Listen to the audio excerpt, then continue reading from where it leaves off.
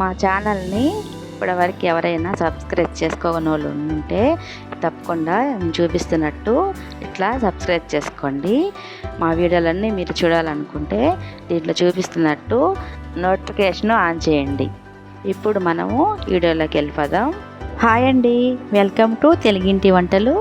ఈరోజైతే ఒక చక్కటి రెసిపీ అండి, మునగాకు పప్పు అండి. చాలా రుచిగా, ఎంతో మనకి చాలా టేస్టీగా కూడా మనం చేసేసుకుందాం. ఫస్ట్ అయితే మీకు మునగాకు ఫ్రై చేసినప్పుడు చెప్పాను కదండి, మా ఇంటికాడ ఇంటికి ఒక మునగ చెట్టు ఉంటుందండి. ఇది మా ఇంటి ముందు చెట్టు, మా ఇంటి పక్కన వాళ్ళది. మేము మునగాకు అయితే ఎప్పుడు కావాలంటే అప్పుడు ఫ్రెష్గా అట్లా కోసేసుకుంటాం అనమాట. పప్పుకి, తాలింపుకి, అదే వేపుడికండి, దేనికైనా సరే ఇట్లాగా ఫ్రెష్గా తీసుకుంటాం. ఇట్లాగా మునగాకు, కందిపప్పు, టమాటాలు, ఉల్లిపాయ, పచ్చిమిర్చి, కొత్తిమీర, ఇవి చింతపండు, చిన్న నిమ్మకాయ చింతపండు అండి, కొంచెం జీలకర్ర, వెల్లుల్లిపాయ పొట్టు తీసింది, కారం. మనము మునగాకు ముందుగానే కోసుకుంటేనండి, ఒక గుడ్డలోనైనా నేను ఒకసారి మీకు మునగాకు వేపుడు వీడియో పెట్టాను కదండి, ఒక పట్టలైనా చుట్టేస్తే నైట్ చుట్టి పెట్టేసుకుంటే తెల్లారి అసలు వలవాల్సిన అవసరం ఉండదండి. అదే జలజల రాలిపోతుంది. నేను అప్పటికప్పుడు కోసాను కాబట్టి దాన్ని ఒలుచుకోవాలి. ఫస్ట్ అయితే మనం కందిపప్పు బాగా కడిగేసి దాంట్లో ఒక 1/2 టీ స్పూన్ పసుపు వేసి స్టవ్ వెలిగించి స్టవ్ మీద పెట్టేసుకుందాం. ఇప్పుడైతే అది కొంచెం ఒక పొంగు వచ్చే వరకు ఈలోపు ఈ మునగాకు అయితే ఒలిచేద్దాం. చూడండి, ఇట్లా ఒక పొంగు వచ్చే వరకు పెట్టుకొని ఒక 2 టీ స్పూన్ల ఆయిల్ వేసామంటే మెత్తగా బాగా ఉడికిపోద్దండి. అంటే మొత్తం ఉడకక్కర్లేదు, పప్పు కొంచెం పొంగు వచ్చే వరకు ఉంచుకొని ఇట్లాగ మనం 2 టీ స్పూన్ల ఆయిల్ వేసుకొని ఇప్పుడు మనం ఉల్లిపాయ, పచ్చిమిర్చి, టమాటాలు మొత్తం వేసేసేయాలండి. ఉల్లిపాయ, పచ్చిమిర్చి, టమాటాలు, ఉల్లిపాయలు అన్నీ వేసేసి కొంచెం కరివేపాకు కూడా వేసేసి మనం పొట్టు తీసి పెట్టుకున్న 5-6 వెల్లుల్లి రెమ్మలు, ఒక 1/2 టీ స్పూన్ జీలకర్ర, 1 టీ స్పూను కారం వేసుకుంటే, అంటే 1 టీ స్పూన్ అంటే నేను తీసుకున్న పప్పుకి 100 గ్రాముల పప్పు అండి. ఆ ఆకుకి అంతటికి నేను 1 పచ్చిమిరపకాయలు వేసాను కాబట్టి నేను వేసింది 1 టీ స్పూను. మీరు పప్పును బట్టి మీకు ఎంత పప్పు కావాలో దాన్ని బట్టి వేసుకోండి. నేనైతే పచ్చిమిర్చి కూడా వేసాను కాబట్టి 1 టీ స్పూన్ వేసాను కారము. ఇట్లాగా అన్నీ వేసేసి ఇది కొంచెం మొత్తంగా పప్పు అయితే ఇట్లా పట్టుకుంటే నలిగేటట్టు ఉడికేటట్టు ఉడకబెట్టేసుకోవాలండి. అంటే మనకి మొత్తం రెడీ అయిపోవాలన్న పప్పు.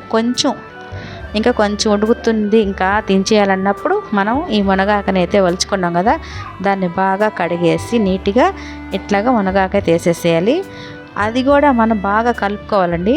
మొత్తం కలిపేసి ఇది ఒక ఉడికాక మాత్రమే చింతపండు వేయాలి. మనం ఏంటంటే చింతపండు వేస్తే ఎటువంటి ఆకైనా సరే అండి, అది ఉడకడం అనేది ఉండదు, సరిగా ఎక్కువగా ఉడకవండి కొన్ని ఆకులు.